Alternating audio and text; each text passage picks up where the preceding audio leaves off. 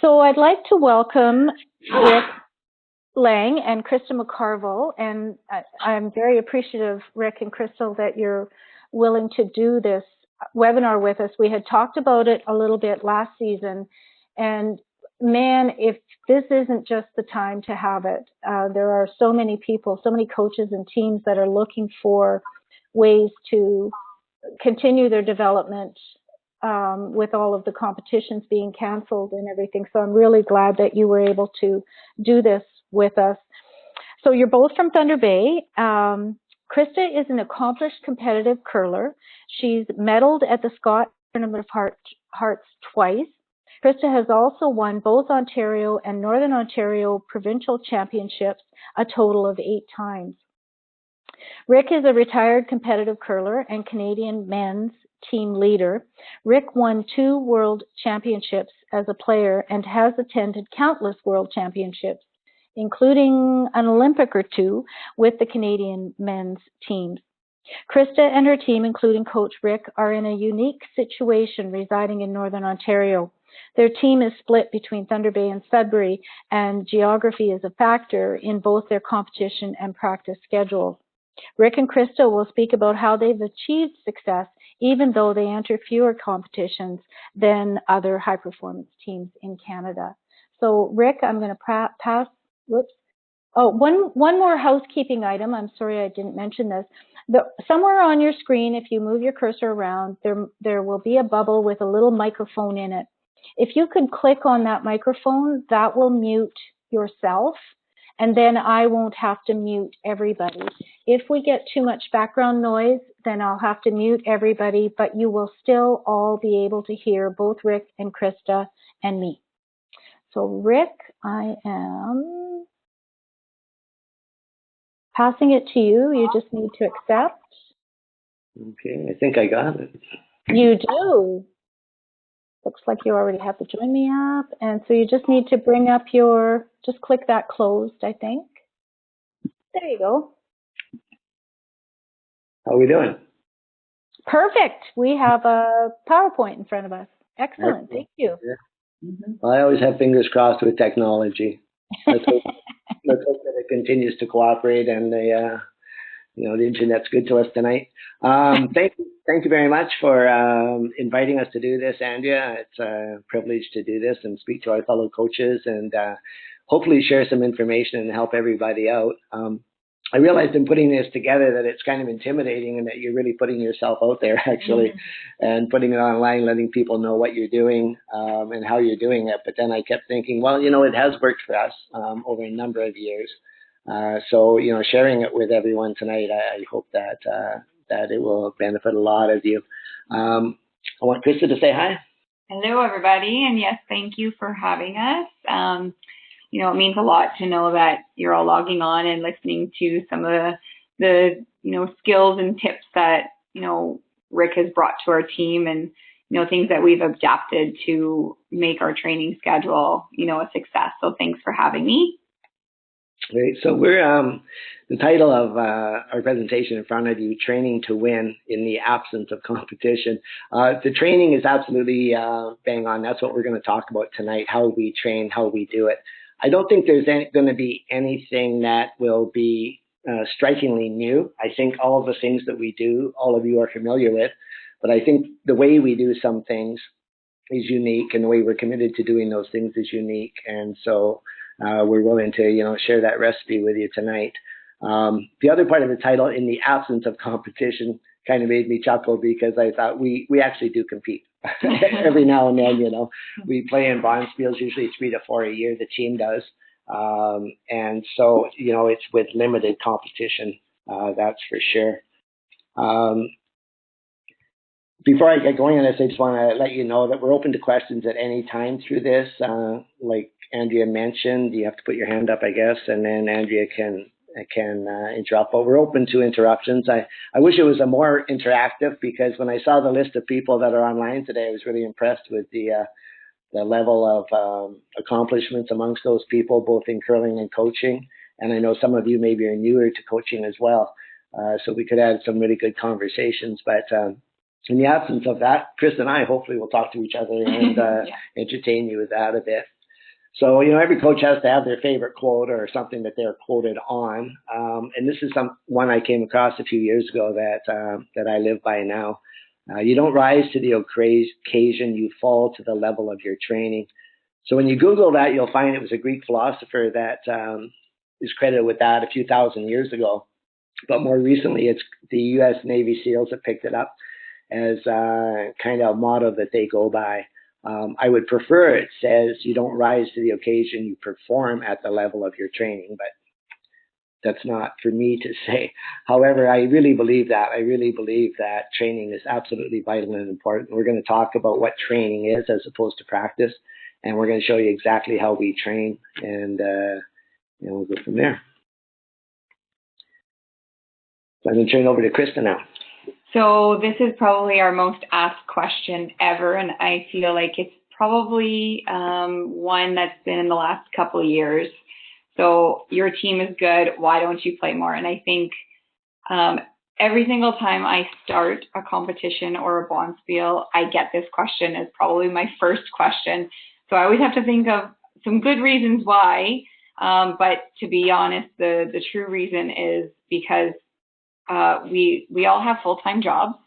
So that's a big reason. And taking time off of our jobs is a lot. Next screen popped up, of course, our family. So we all have families. We all have, or three of us have children. But we take curling as a love in our life, and we have a passion for it. But it's, something that falls down the list. So number one would be our families and careers, and then curling comes after that. So we take it as, a joy and an excitement and something we love to do in our lives, but it's not the number one thing in our lives. So that's, how I typically would answer that question. We would love to play more, but obviously we can't, and it's really what works for us. So this next slide here is obviously geography. So us living in Thunder Bay, in Northern Ontario, right here, we don't have too many options of where we can go and play. Typically, we would travel to the States a little bit more often, and to travel to Duluth is about 4 hours, 3.5 to 4 hours. And if we go to Minneapolis, that's another like 4, about 5 hours, 5 to 6 hours to get there. So that would be our closest spot. But to travel to Southern Ontario or anywhere else really costs a lot because we're flying there. And typically to fly from Thunder Bay to anywhere else, we have to fly through either Winnipeg or we fly through Toronto. So lots of extra time and taking extra days off. And of course, the cost of it, it's not cheap to fly. And basically anywhere we go, we have to fly. So, things cost a little bit extra for us. And we have great sponsors, which, we're very successful with, which helps us. But, traveling by plane is quite expensive. And then staying, 2 extra nights in a hotel times 2 more rooms can get really pricey as well. So geography has a part to play, especially when you have careers. Taking, 4 days off rather than 2 days off is a lot per bonspiel. And where were our provincials last year, Krista? They were in New Liskeard. Which is right there. Can you guys see my cursor, by the way, Andrea? You can see? We can't. Yes, we can. We could. Yep. Yes, we can. Yep. Yes. Yes, we can. Yep. So it's New Liskeard is in here somewhere. Yeah, somewhere. And that drive through here to Thunder Bay is about 18 hours. Mm-hmm. And then the provincial this year was going to be in Kenora, where Andrea is, which is another 6. So you literally, to drive from one end of Northern Ontario to the other, is pushing 22 hours, I believe.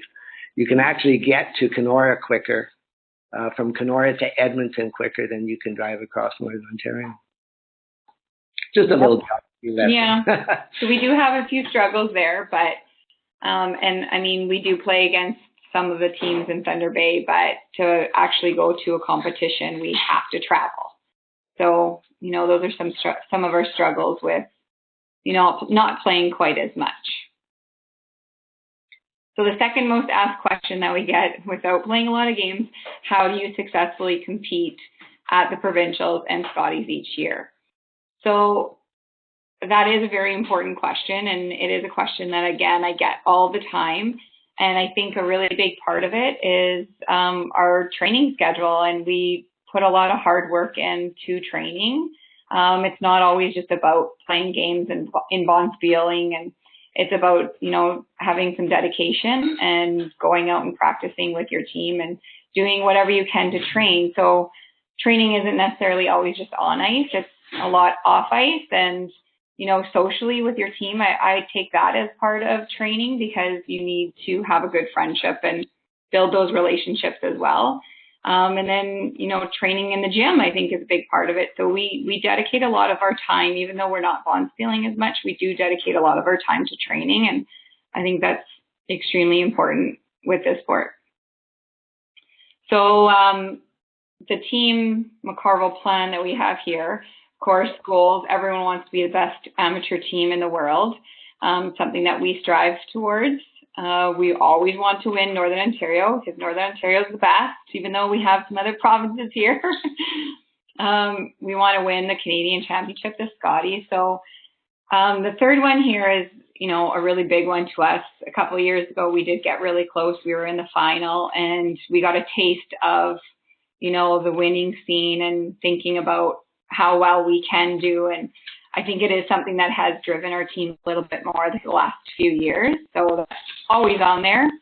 And then, of course, the last one, enjoy the sport of competitive curling. So I always say to anyone, if you're not going to enjoy it, if it's something that you're dreading to go out curling, or you're going to a bonspiel, then you need to really think about it. Do you want to curl? Do you want to be on this team? And are you willing to do whatever you can for your teammates? And if you answer no to any of those, then it's not fair to the rest of your team. So, you know, you really have to enjoy curling, and you have to enjoy the competitive side of it.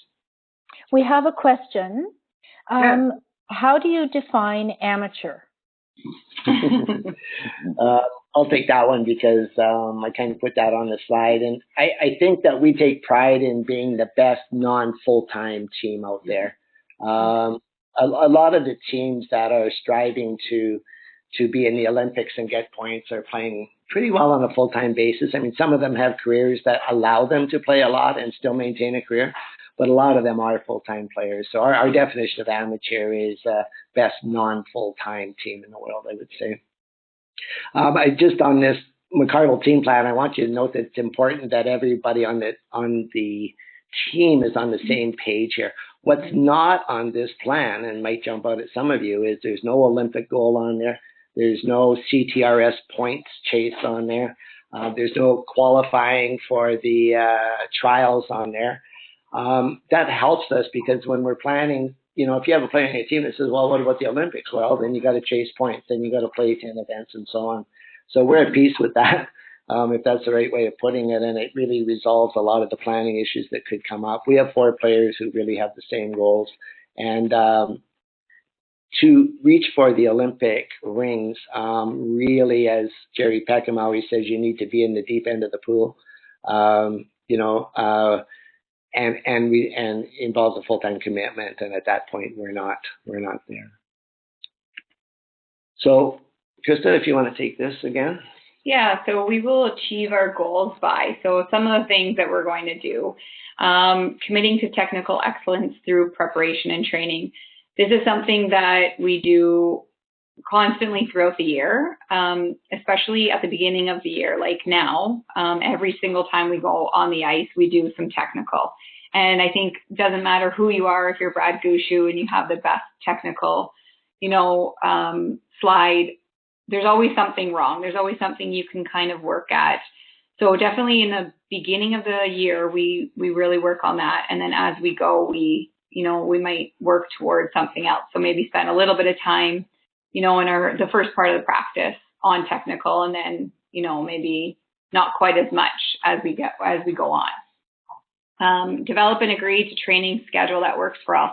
This is a really big one with our team, and it's just because we have careers and we have families to think about. So we have to get together, and we really develop a good schedule that works for all of us. And so, I mean, when, you know, if you have a lot going on in your brain and you really can't make it, and you decide what is best for you, then you tell the team and we work around it. But I think just to have everyone there mentally is really important. So we always agree on a good schedule for that.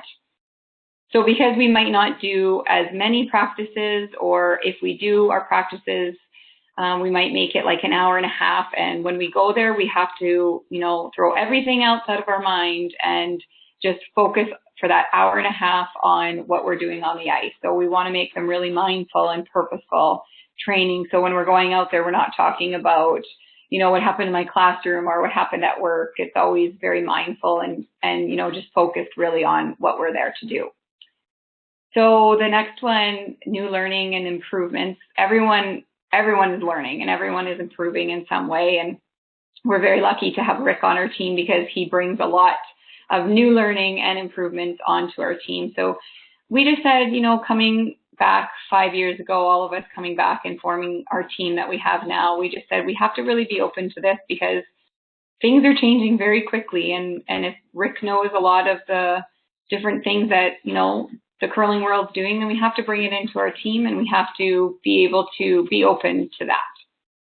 So the next one, play 3 to 4 events per year. So that's something that I think I've brought onto the team and the team's adapted to a little bit, but it's something that really worked for our team. And when we go to these 3 or 4 events, we're really excited to be there and we're pumped up and we're ready. And we're bringing everything that we possibly can into that Bonspiel weekend. And, I always said career's number one and families are number one, but when we go to our Bonspiels, we don't really, we push them back in behind our brain and we really focus on curling for those few events that we have. And then the last one, attend and commit to 2 training weekends. So what we do here, because Kendra lives in Sudbury and the other 4 of us live in Thunder Bay, and because we only play 3 to 4 events, we don't really have the opportunity to play as much. So Kendra usually flies down to Thunder Bay for the weekend, and basically we spend the whole day Saturday and Sunday together as a team. So we do a lot of on-ice training, and then we also do the off-ice training. And usually the nighttime we do a little bit more of our social. And like I said earlier, it's really important that you have that social with your team, and it's something that is important with our team. So we usually do that on a Saturday night, and then Sunday morning, we might do a little training session in the gym, and then we go back to the curling ice, and we're constantly on and off the ice doing some strategy back and forth, but just spending the whole day Saturday, a whole day Sunday, really working together and trying to improve on whatever we feel at that time is important to us. Good, thank you. So let's get into the technical aspect and how we train, because that's what we promised we'd talk about because of the limited schedule we have and the whole theme of this talk. Technical excellence is really important to us. So really means throwing the rock as technically perfect as possible as many times as possible. So we, you notice that sweeping isn't in this. We refer to experts like Glenn Pauly and have him come in. We've worked with him before. We try to incorporate sweeping into our practices, but that's not what we're working on as much as throwing the rock as technically best as possible. The second point here is having all 4 players throwing the rock the same. This to me is something that has really changed, in my opinion, over the years. I used to think that, and it probably comes from back in the day when I played, there was very little formal training. We had very little coaching, and everybody kind of developed their own style and their own way of throwing the rock. And that's the way you did it. And I thought, well, that's what you do because, we're pretty good. We can make shots. But I realize now that the really good athletes that we're dealing with can really make adjustments quite easily when they're willing to do that. So if a person that normally throws with the rock right in front of their line, their line of sight when they're in the hack, right off the center line, I'd like to move that over because we feel that it's important that all of our players, I put 4 if you have 5, that the players have the same hack position, starting rock position, line of delivery, positive release, same handle rotation, and all of this applies to both hits and draws. So really, I 5, 6 years ago, I might have said, okay, well, you start the rock over there, or you slide a little bit this way, or you know what, you have 2.5 rotations, but the rest of us have 3.5. We just have to adjust. Really changed that because, again, my faith in the good athletes that we're working with, if they work at it and train at it, that they can really get very close together and match each other in all of these areas. So I threw this out there for a little fun. I don't know if anybody is willing to kind of speak up. Artists versus technicians, you be the judge. I use men's teams here because we're a women's team and I didn't want to compare other women's teams or talk about other women's teams. But I put 3 teams up here, and they're 3 of the top 5 teams maybe in Canada, maybe the world. And I'd invite opinions on a team that you think is the best technical team amongst these 3, and a team that might be the most artists. And when I refer to artists, I'm referring to people who make a heck of a lot of shots, but a team that perhaps throws it differently, that they look differently, that they don't exactly have the same kind of deliveries and shots and so on. So I don't know if Andrea, do you want to take a shot, Andrea? Oh, a technically perfect team? Well, of the 3 you're looking at on the screen. No, well, I would say probably Gushu more than the other 2. John Epping definitely has some eccentricities in the way he throws. And with Kui, there doesn't appear to be the consistency across the team, so I would have to choose Gushu. Well, I would agree with you. 1,000%.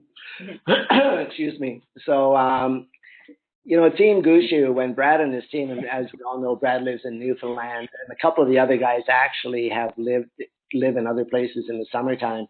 But when it's come winter time and come their training time, Brad has always insisted that his team live there in Newfoundland so they can train together. A lot of other teams, even full-time teams, they really don't have that opportunity to train together. So I was at a couple World Championships with Brad and his team, and I'd be out there with Jules holding a broom for the draws to the button. And at the World Championships, you have to draw both sides. So you have to throw an out turn and in turn, 2 different players for hammer. And, every day we'd walk out, we'd put the broom down in the same place, Jules on one side, me on the other, for all 4 throwers for the entire week. That doesn't happen with a lot of other teams because one player will say, oh, I need less than that, or I need a little more, and that kind of thing. They really work hard at matching each other's deliveries. The others, and Team Cooley and Team Epping, total respect, and I don't mean this in any demeaning way whatsoever. They're amazing shot makers, but they do, their releases vary. The amount of rotation they put on the rock varies, and so on. So with our limited playing time, I mean, Epping and Cooley get good because they play 100 games a year, and they have played 100 games a year for a long, long time. We can't do that. So we're probably trying to follow the Gushu model a little more. We have a couple of comments. Sure. One is, so you have no lefties on your team. That's correct. I do coach a team with a lefty on it, in Team Jacobs, and maybe the best left-handed curler in the world. And I will actually talk about that when we get to our technical slides. So we might make adjustments there. Okay. Okay. And we have another question. Sure. When you have flat foot versus tuck deliveries, who gives in? Okay. So when I gave the list of what we do that are similar, you'll notice that was not on there. I have coached teams with tucks and flat foot. I want them to throw the rock the same way. That's all we're after. So I was a tuck slider myself, and Al and I had very, very similar. Al was a high flat footer. We had very, very similar lines of delivery, releases, and rotations. We always thought we matched up really well. So I don't think it's critical whether you're a flat footer or tuck. And I want to emphasize, we're not making robots here. There's going to be variances in delivery. You don't have to look identical. I want the rock to look identical, believe it or not. And I think that can be done. The path of the rock. I guess all rocks look alike. Okay? Okay, great. Thank you. Okay, so Michael Jordan, another quote for you. And this is about technique. And again, this is where I want to separate practice out from training. You know, you can practice all you want, but if you're practicing wrong, obviously your technique is wrong. Then you're not going to get very good at. You're going to get very good at shooting the wrong way. So getting the fundamentals down and the level of everything you do will rise. I really believe that, and that's kind of our team philosophy as well. I just kind of talked about this, training versus practice. Training is about developing technique. Practice is about implementing those learned techniques. So what I mean by that is that, you know, I was watching some of the webinars that have been put up, and Sean did a great one on all the drills that are available for coaches to use. So any drills like crazy eights, where you're trying to hit 8 rocks in the house, your bump rocks back, or line them up on the center line. Those to me are all practice drills. They don't train you in the technique that I want you to throw with. Now you can watch each other and say, okay, you're a little wide on that, so you might correct this. But really, it doesn't ingrain in you the proper way of shooting. So what we're going to talk about next is training and exactly how we do it versus practice, because those are two separate parts of our sessions, which we'll show you a bit later. So training for technical excellence. We always use props and devices to assist us. I notice golfers, like especially people on the professionals on the putting green, half an hour before the tournament, they're all using some kind of device to assist them in their putting. Hardly any of them out there just putting the ball in the hole. So if the best golfers in the world can use technical training that way, then why can't we? We do the technical for the first half of every training session. As Krista mentioned earlier, we reduce that amount as we get closer to competition. But right now, for instance, this year, from now to the end of November, every single session, so that would be 3 times a week, 24 sessions, we'll do 45 minutes to an hour of straight technical before we try to make any shots. And then we reduce our technical as we get closer, and in our practices, we'll increase the practice part, shot simulation, and competitive drills closer to a competition.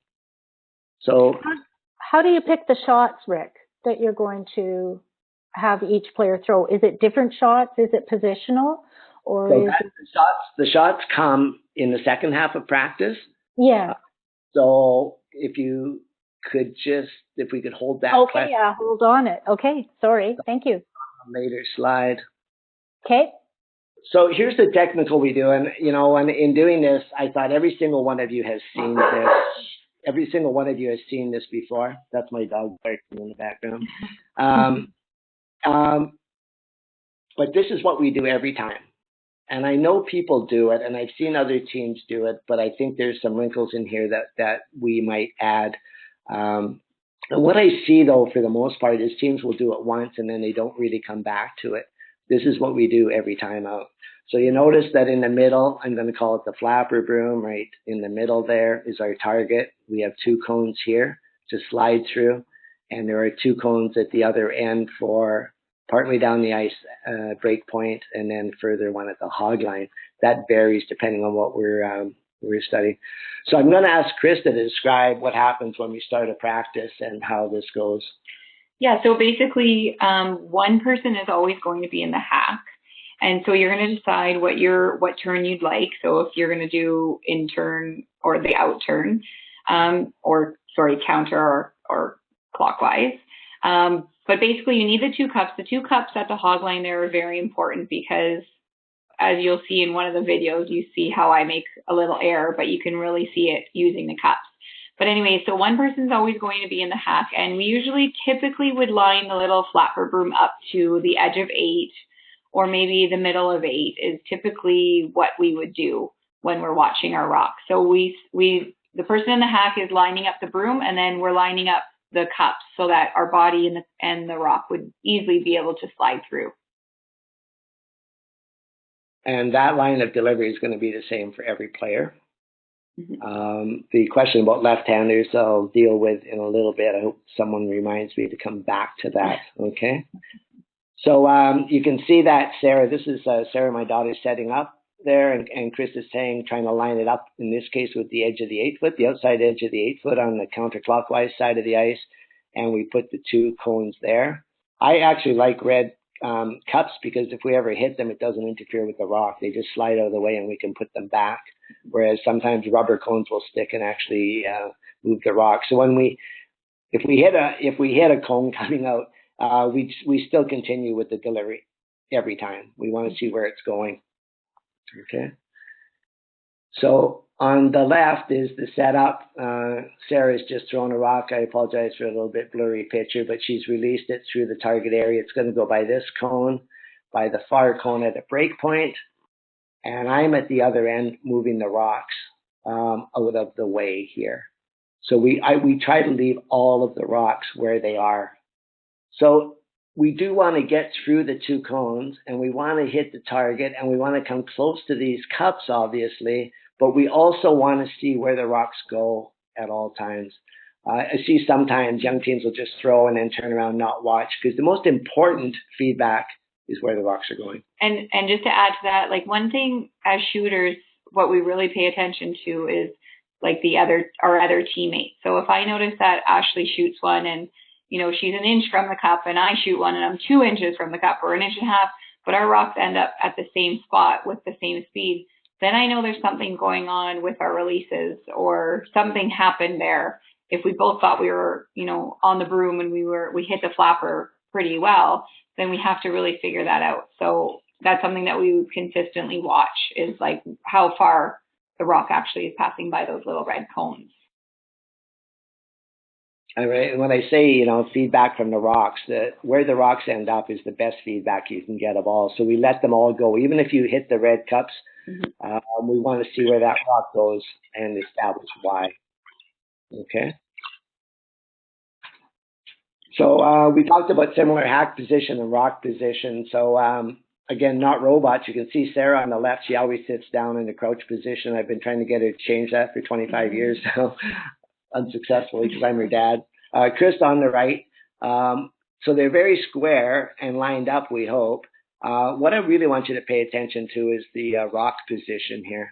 So these are rock position for the counterclockwise turn aimed at the edge of the 8 foot on the right hand side of the sheet.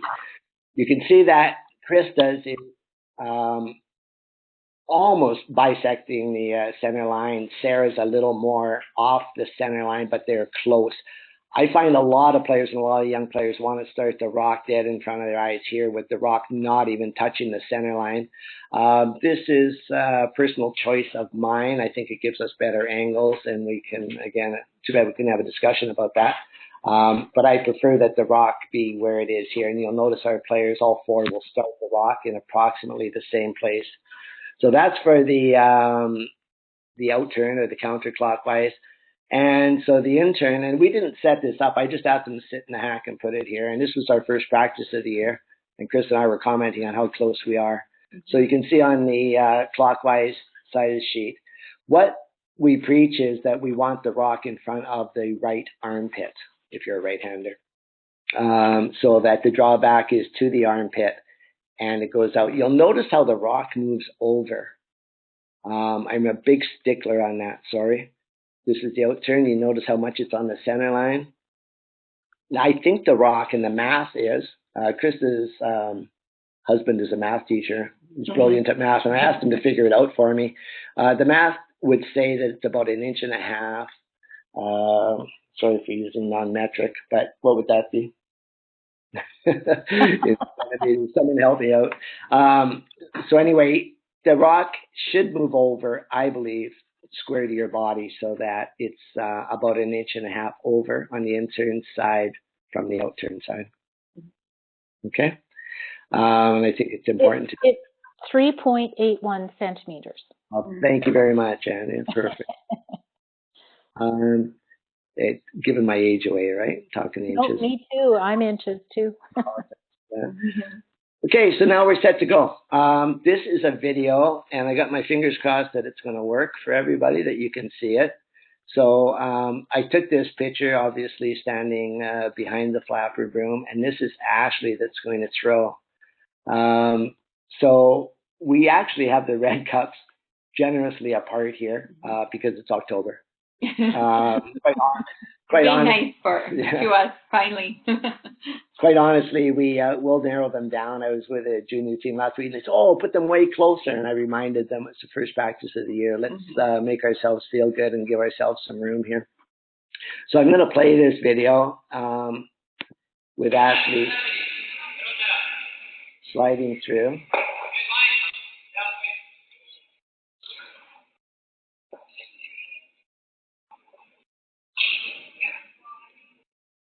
I see it's jumping a bit, but that's okay. Did everybody see that? Is it moving for everybody? It was for me. Okay, good. Yeah, here, all good, Rick. All good. Great, thank you.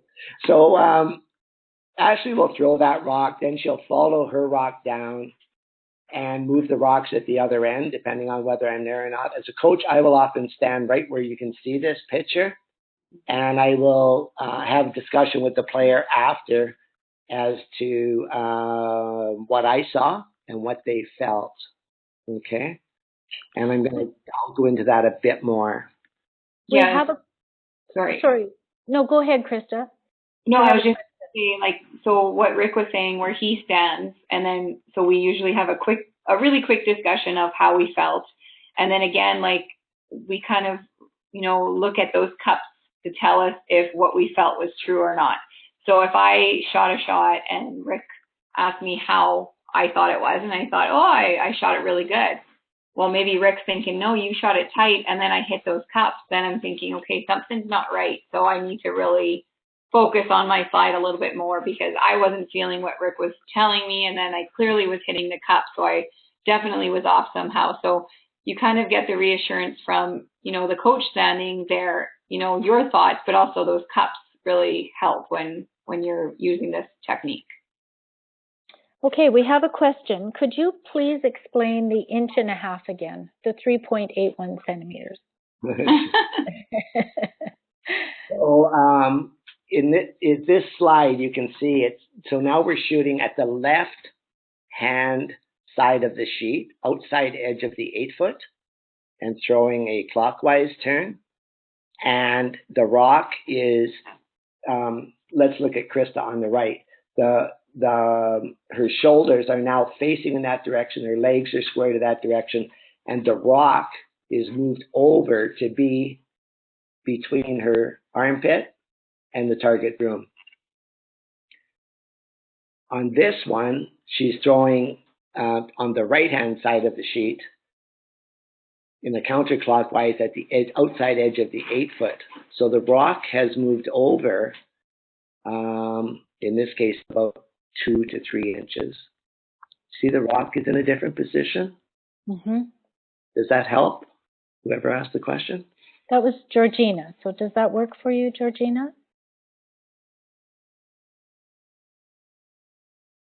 Hi, sorry. Hi, Rick. Georgina. I'm just asking because I was just trying to figure out, you talked about the armpit, and so you're lining up the middle of the stone with the armpit? Yes. Nothing to do with your foot? Well, you know what? I just prefer using the armpit thing because it actually moves it over a little bit more. It could be your little toe. I've heard that used. But because people's shoulders literally change, from a very small person to a larger person, I prefer the armpit because with a big guy with shoulders way apart, I really want it starting in front of his armpit. Yeah. So this is the armpit once your arm is in this extended position, though, right? Because if she actually put her arm down, her armpit would probably be to the right. I'm sorry, I'm kind of being a little picky, but I'm just trying to figure out how I would explain this to my curlers.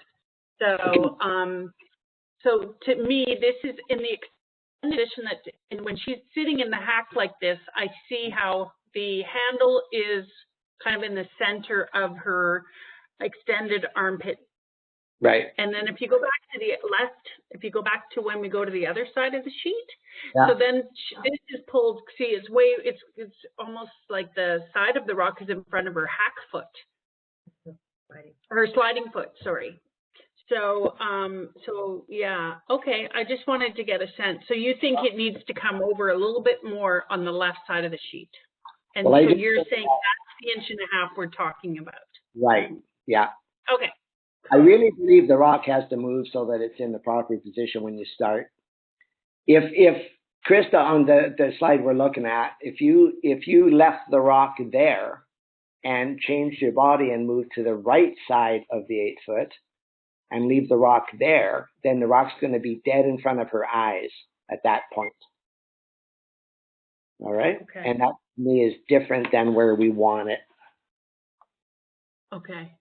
I believe that you can throw the rock dead straight and it never leaves the line from this position a lot better. And if there's some people, and I know this is a point for discussion, argument, they say leave the rock in the same place. I just don't quite get that one.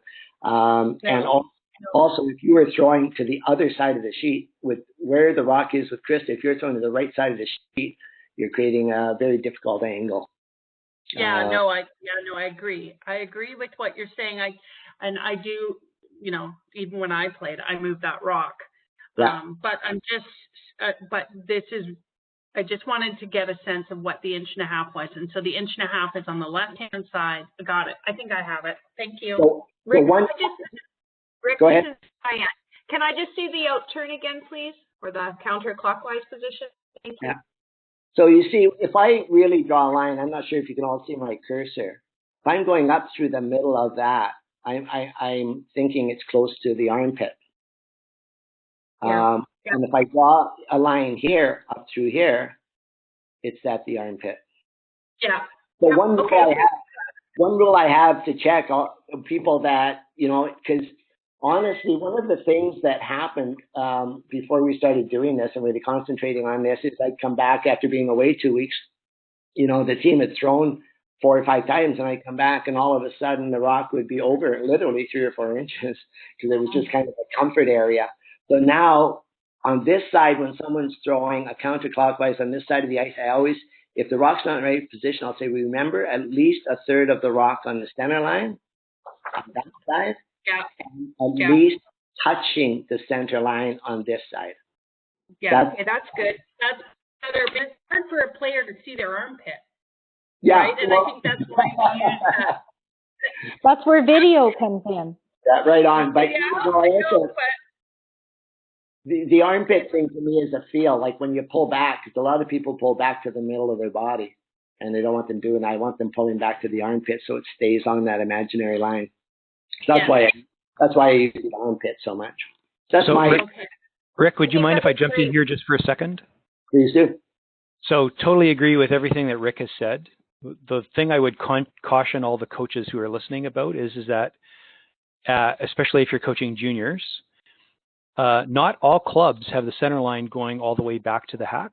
So if you're teaching your juniors to rely on that center line in terms of rock positioning, when they play in a particular event, that center line isn't necessarily going to be there every time.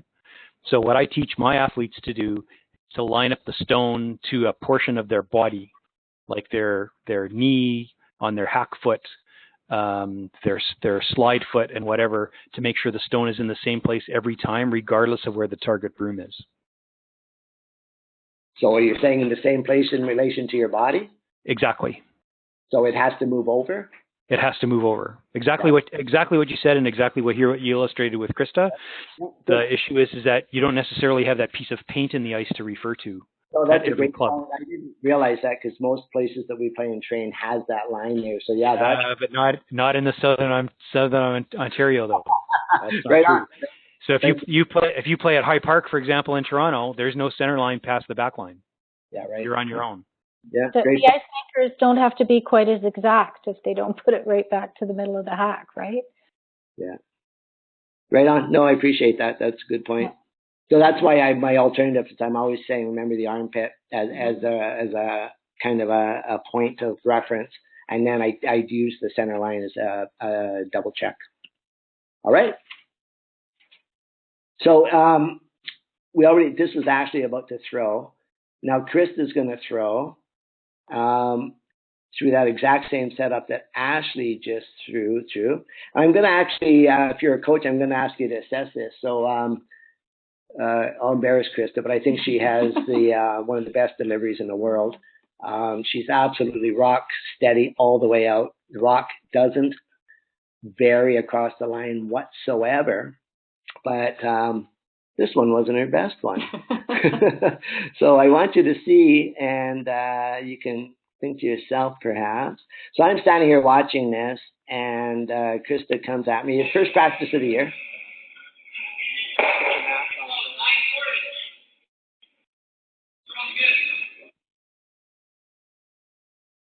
So I'm just going to put it there.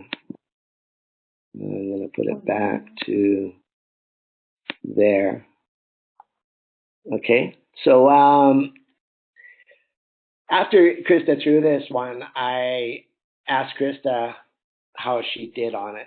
And that's what I like to do. Learned that from Rob Krebs years ago, and Paul Webster certainly does it all the time, is to really get the athletes' input into where they were and whether they felt good about it. Because the whole thing that I found out through doing this technical exercise over and over again is you get the immediate feedback, and then the athletes learn. They really know the whys of what just happened, and they can correct it. So I don't know if anybody wants to turn their mic on and critique that last slide and maybe state something that they see that might not be just right with it. Would you replay it again, please, Rick? Sure. Oh, sorry. Oh, okay.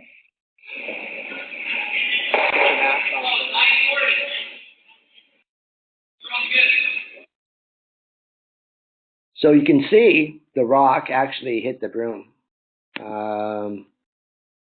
really well, okay? And yet, the rock crashed the cups that were down the ice. So anybody willing to suggest what they might have seen? You won't hurt my feelings. Okay, that's fine. So I'm going to go back to here.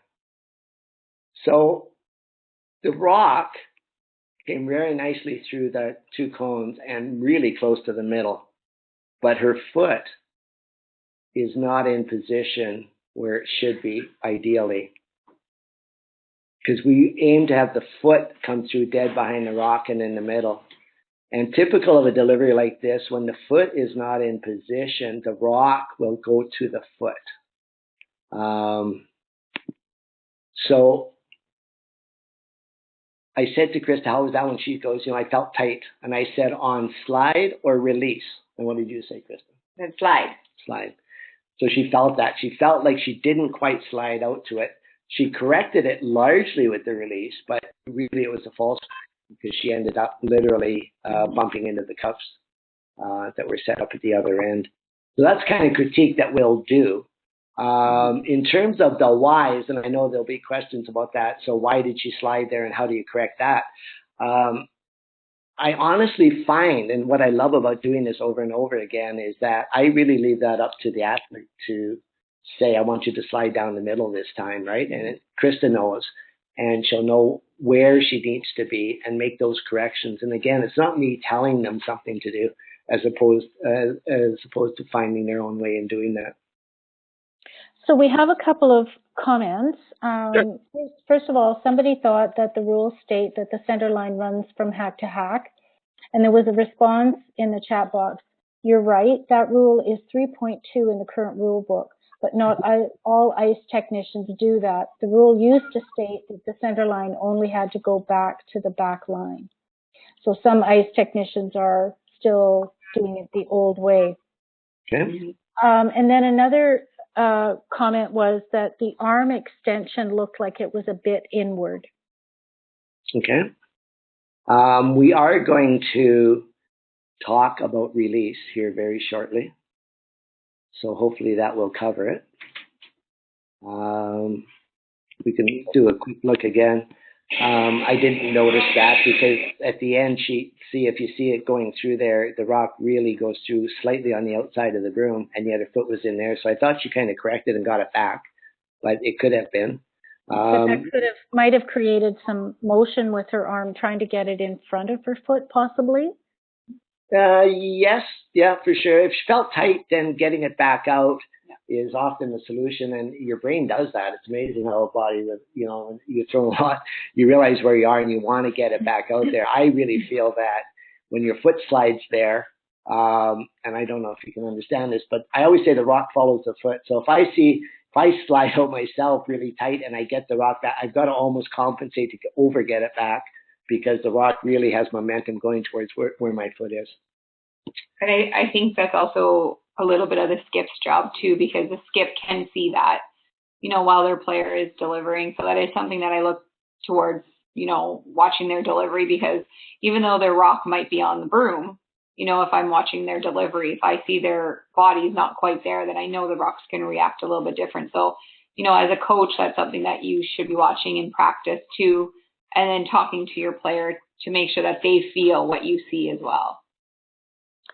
Another comment. So you're saying she slid tight and tried to get the rock out with her release. That's exactly what we're saying. Yeah. And she actually did get it out pretty good. Yeah. Mm-hmm. But that's kind of delivery flaw that we're working on, because we could say, well, you know what, you hit the broom, that's pretty good. Mm-hmm. But when you see the cups there and you see her foot not in the exact right position, and because we've done this so much, that's something that we want to correct. Okay? Great. Feeling like we just should move on here because we're getting longer than I had thought we would be. Critiquing of me. Pick on Krista night, eh? Like I say, she's got one of the best deliveries in the game. So I said we talked about release, because so the line of delivery, and we just talked about that, is absolutely critically important. And we want everybody sliding out through those cups, nailing that slide as much as possible, as little drift as possible. And again, doing that really reinforces it, doing it over and over and over again. So we would slide through that setup. We would have thrown 64 rocks in the first 50 minutes of practice. So doing it over and over again is important. So the release is the other part that is critically important. And I'm going to ask Krista to talk about this. Yeah, so we always typically would call it like a positive release. And a positive release to us would, one would be having good rotation. But not only that, it's also, getting it out to the broom a little bit. So basically, it's like during the release process, the curler directs the rock where to go. So if I'm sliding at my target, I'm kind of giving a little bit of like, we don't like to call it a pop, but an outward release, a positive release to more of the outside of the broom. So if we all adapt that on the team, then we're all shooting it the same way. So we know that if someone didn't give it a positive release, then we know it's probably going to curl a little bit more, or maybe, over curl. So we talk about that, and, the last point there, it says the result is the rock runs a little bit of a straighter line until it reaches the break point. And that's what we use the cups for, is the break point.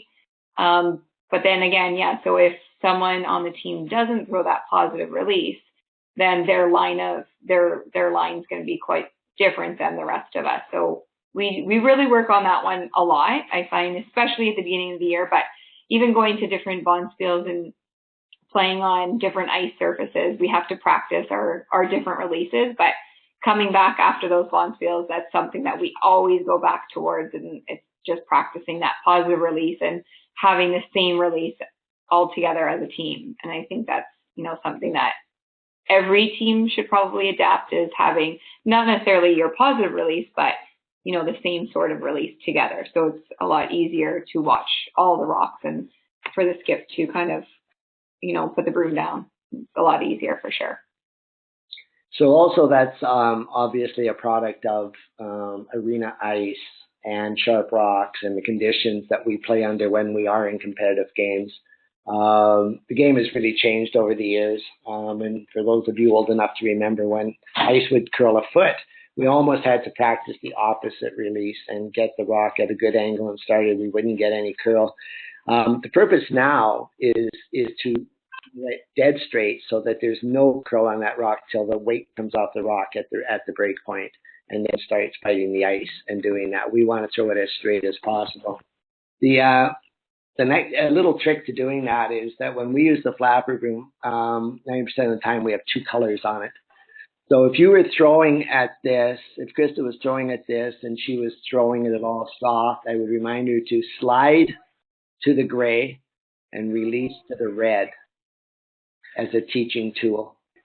So we want that positive release that Krista talked about really is a motion that sets the rock straight. Now, I would say that Team Gushu throws it what I call clean, and they practice that.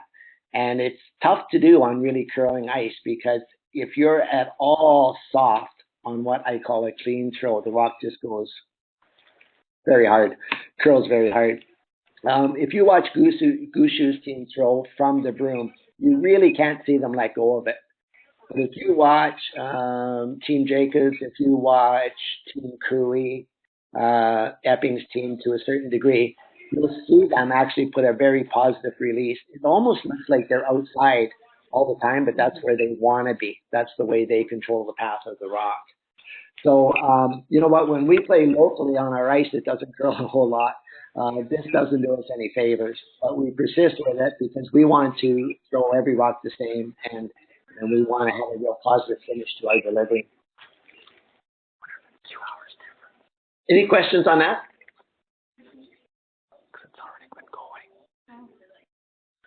So when I say about watching the rocks, you know what, we can look real pretty sliding through those forms, and we can kind of be on that boom. But if we don't apply the right rotation and the right weight, then where do they go? So we always track the rocks down the ice, watch where they go, and take the feedback. These top two yellows were moved over because they were short. So they were offline and moved over, so they were out of the way. But you can see all these that we left in line. So we do try to throw the right draw weight given the circumstances as well. And if this one was coming down and going to hit top, we move a few of these and let it go, and then we put these back. So it's important. So then at the end of each throwing it the one way, we'll debrief that and see how we did, and discuss whether or not we were successful in our outcome based on where the rocks are.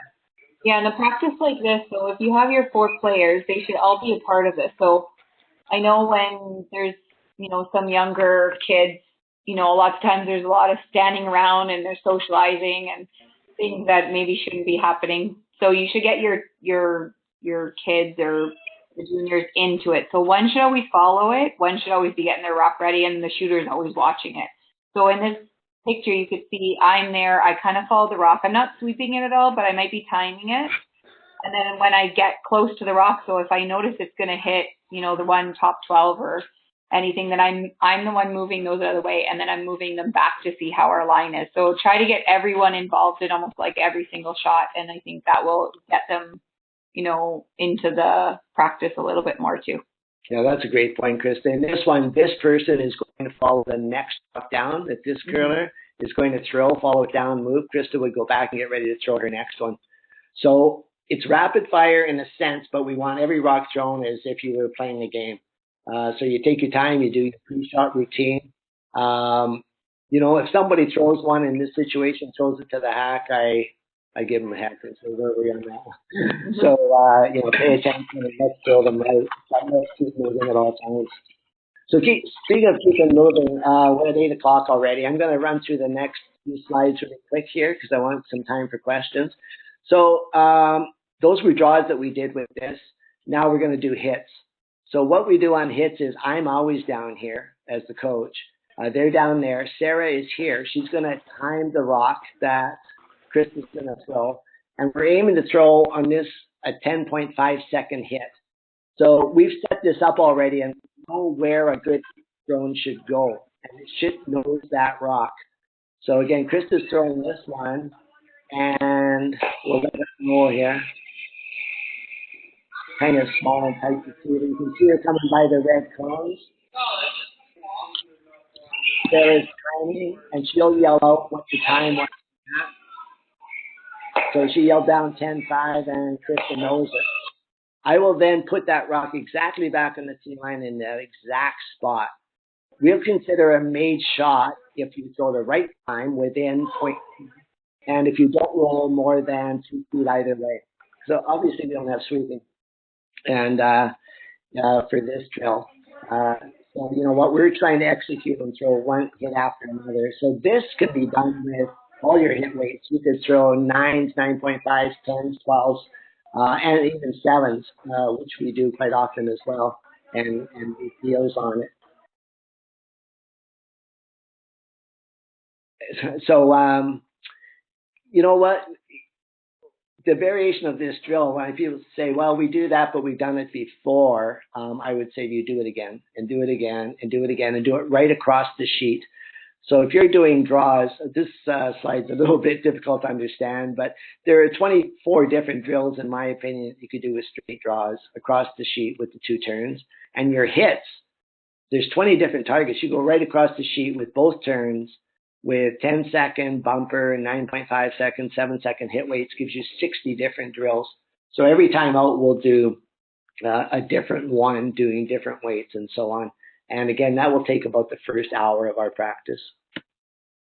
So common errors when using this drill, not using the cones. I can't tell you how many teams I've done this with, and then 2 weeks later I'm out watching them and they're not putting the 2 cones out that you slide through.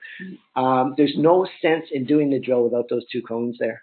Not tracking where the rocks go. Lots of teams kind of let go and they don't even watch. Say, oh, I threw that one pretty good through the cones and everything. Well, the most important feedback you're going to get is from the rocks, not from me as your coach. I think coaches can give too much feedback in this, and again, let the rocks do the talking. Making too many corrections. If I run out and say to Krista, well, you slid tight on that one and here's what I want you to do, I don't think she learns as well as if she says, yeah, I was tight, I felt it, here's what I'm going to do next time. And that's, again, the next line about how was that one. I always ask them how they felt it was. And you know what? If it's really good and they say it's really good, great. You're not trying to trick them. You just want to get some honest feedback. And the other common error is not doing it every time out. Pursuit of technical excellence never stops. You know, I always think of pro teams. They don't go out, a hockey team doesn't go out and practice scrimmages every day and play against each other. They might do that at the end of a practice for fun for 15 minutes, but you always see them doing stick handling drills and shooting drills and skating drills. And that's really about their technique. So I'm going to do this again really quick. Krista, you want to describe this? Because we really haven't talked about draw weight, and this is a drill that I personally love for draw weight. Yeah, so this is a draw weight drill that we like to do. So we set up the lasers, so you can see they're just past the hog line. The laser timers we're referring to. The laser timers. Speed trap. Speed trap, yeah.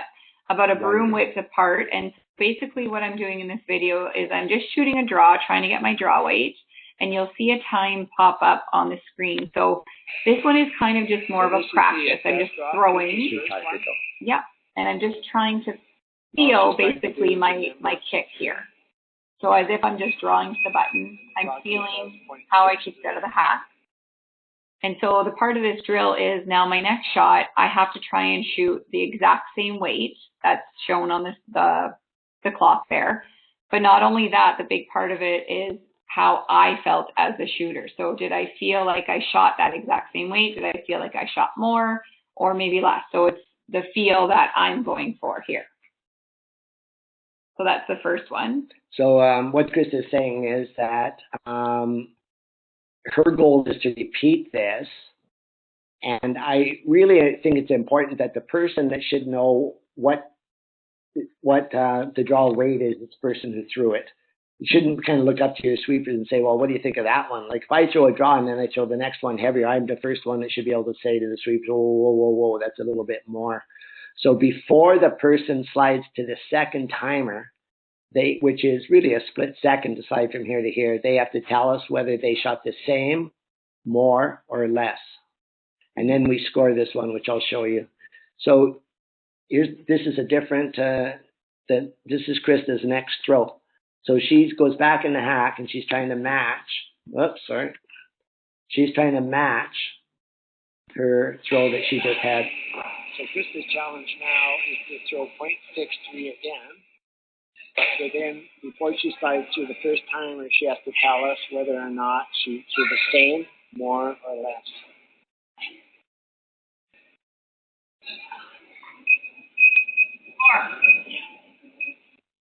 So I'm not sure if you were able to hear that. Her target number was .63. She nailed it. Well done, Krista. But she only gets 1 out of 2 points when we score it because she said more. And the correct answer was the same. And so Sarah is standing here on the side, and she has the scorecard in this situation. Our other player is actually standing over there. She's also saying whether she thinks it's more. So again, we're all engaged, like Krista talked about. Whether she thinks it's the same weight more, of course, because she's a sweeper and she's watching the slide.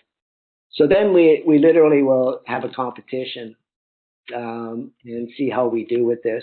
So there's the scorecard. It looks a little bit complicated, but if you go across Krista's target number, the first one she threw. No, I'm not worried where that rock goes. I'm not worried if it hits the 4 foot. All I'm asking you to do is throw a rock in the general area of the house and then repeat it. So we don't watch where the rocks go so much on this because we're not sweeping or cleaning and different paths, you know. So .63. So her first throw, she had .63. She got a point for throwing the same, but she got an X here because she said it was more. On this one, she threw .64, which is, I consider the same as long as we're within .1. And she said it was the same, so she scored 2 points there. And on this one, she threw .63 again, exactly the right number, but again, she called it. I don't remember whether she called more or less on that one, but she didn't call it right out of her hands. So she got 4 out of 6 points. Ashley, you can see, threw .66, .67, .66, .65, and she was right on almost all of them. She got 5 out of 6. And Sarah wasn't quite as good. She threw .68, .65, .66, .69. From my experience, and this is just personal experience, if you throw .63 with the timers, so we set up the timers at broom length from the hog line and a broom length apart so that we're approximately the same. And if you go .63 to .64, the lower time indicates a harder throw. So this is a slightly softer throw than this one, and it often is around 2 feet from my experience. So really, Krista threw all these within 2 feet of each other. Any questions on that one? I'm going to open up the mic because I muted everybody. Okay. So now if you have any questions and you want to ask, go ahead. Okay, I think we're good. Okay, so I'm just rushing this along so in time. So here's our typical practice or training session. I really should have called it. Part 1 is technical. We do pregame warm-ups on the warm side of the ice generally. And then when the team throws 2 rocks up and back each, we set up the drill I just talked about. We throw 16 rocks going away with an out turn. We'll throw 16 coming back with an in turn. And then we'll do hits away, 16 going away, hits, and 16 coming back. Literally, that often takes about 55 minutes. Then we're into an hour of our training session. And at that point, everybody's thrown, depending on whether there's 3 or 4 of us, 15 or 20 really meaningful good rocks at that point. Part 2 will be the practice part, which in my opinion is game shot simulations.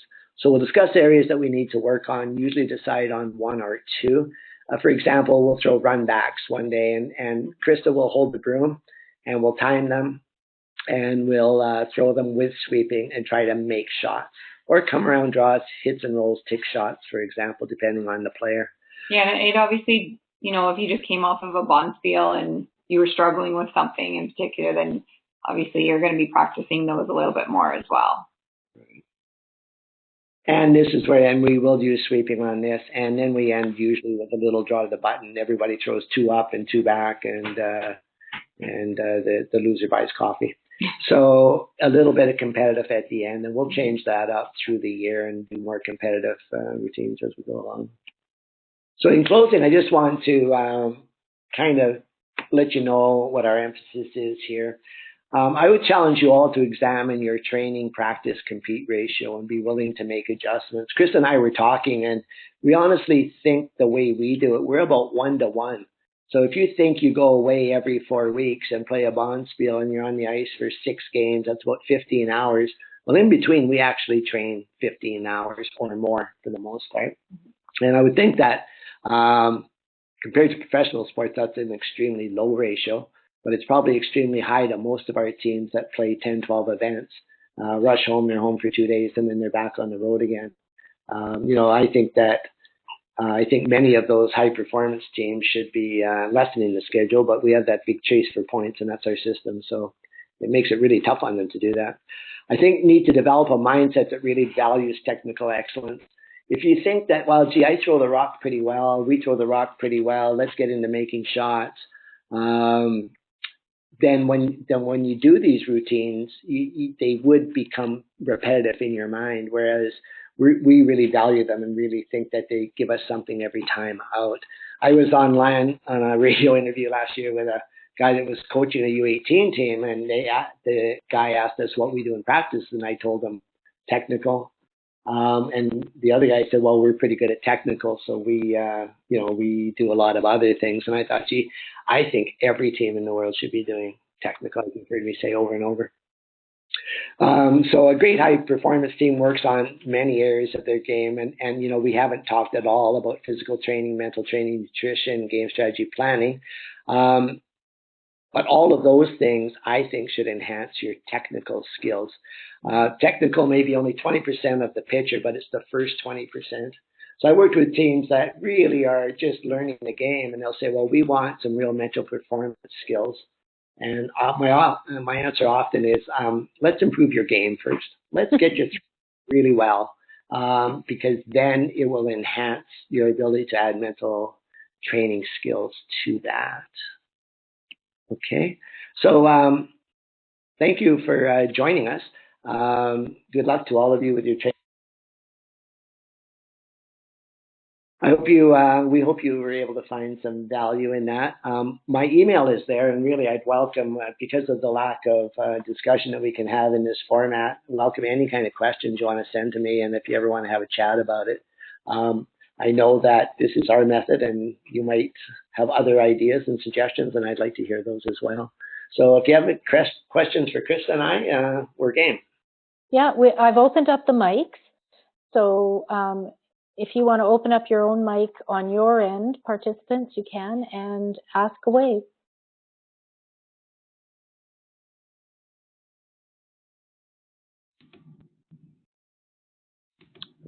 Well, it must have been a really good presentation. Or no one's been paying any attention. Well, I know. A quick question, if I may. Dave Massey here. Just one, you talked a little bit about the arena ice experience, and just wondering, as you talk about that consistent release and delivery, do you change anything going into an arena ice situation as opposed to regular club events? Yeah, I mean, typically we would try to have more of that positive release that we're talking about. We would go out to our curling clubs, and even though our curling club might have that straighter ice, we would just ice tight and just practice that positive release, and matching each other's release is something that we've kind of always tried to do going into the Scotties or going into a provincial where we know that the ice might be quite curly. That's typically what we try to do. That's a great question. The other events really though, as practice and anticipation for an arena ice experience. Sorry, could you say that again, please? I was just saying, it sounds like you treat the club events more as warm-ups and practice for the arena events that you're ultimately trying to achieve at. Yeah, like typically when we go to a bonspiel, the ice is quite curly. We don't go to too many, but the Scotties being one of our big goals, it's something that we always look, towards and think about how the ice is there. we have played at the Scotties, so we've played Scotties ice, so we typically know what's going to happen with it. And usually, the ice starts out really curly, and same with the other Bonspiels too. The ice will start out really curly, and then as the week goes on, it usually, the curl comes down a little bit. And so we have to adjust that while we're there. So when we come into the Bonspiel or we come into the Scotties, we have to have that really positive release and like making sure that we're getting out to that, that second half that Rick was talking about, like the red side. And then maybe as the week goes on, it's, we're softening up our release, just a little bit. But I think that's something that we communicate off the ice is, I like the way you're throwing because you've softened up your release a little bit. The ice is not curling quite as much. So, things that we need to talk about. But most of the time, like throughout the year, we're going to practice that positive release because, the Scotties is our big goal, and that's what we work towards. So that's something that we practice for. Right. Thank you. Mm. Hello, it's speaking here.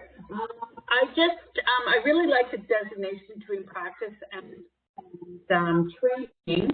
We're actually in the process of looking, getting word practice and just training.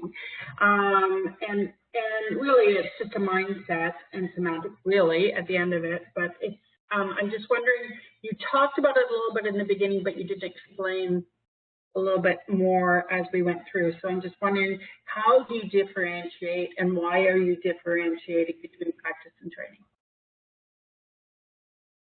Well, from a coach's perspective, I mean, I've been coaching 17 years now, and certainly practices look a lot different than they used to when I started. I mean, literally, we would go out and throw at a broom at the other end with someone holding a broom, and you would give feedback, and so on.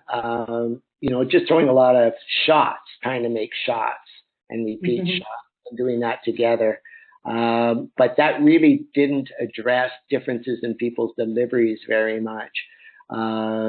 So again, with the change of philosophy into let's match up as best we can, literally to make Krista's job as easy as possible and way to put the broom down. And because we have time and that's what we can do, that could become our strength is the technical aspect.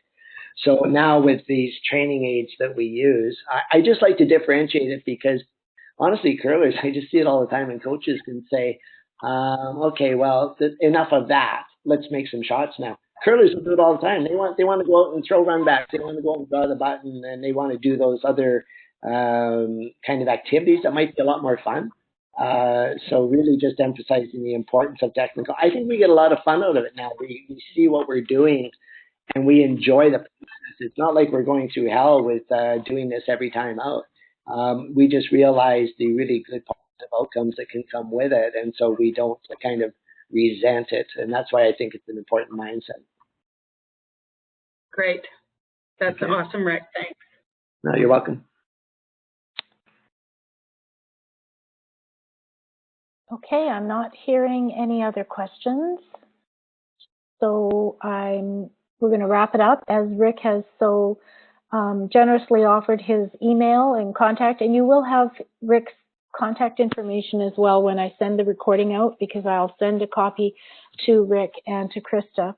I ask that you keep the recording for your own personal use and use for your team, with your team, please. Please don't share it for your own personal, for teaching purposes with a larger group. This is for your team. So Rick and Krista, thank you so much. This has been very informative. I appreciate you sharing your experiences. Nothing like hearing from the best of the very best amateur team in order to keep ourselves moving forward. And we don't consider you an amateur team at all, Krista. So thank you so much. Yeah, well, and thank you very much for having us on, and thinking about us for this position here in this webinar. So thank you again. All right. Take care, everybody. Thank you. Okay, bye-bye.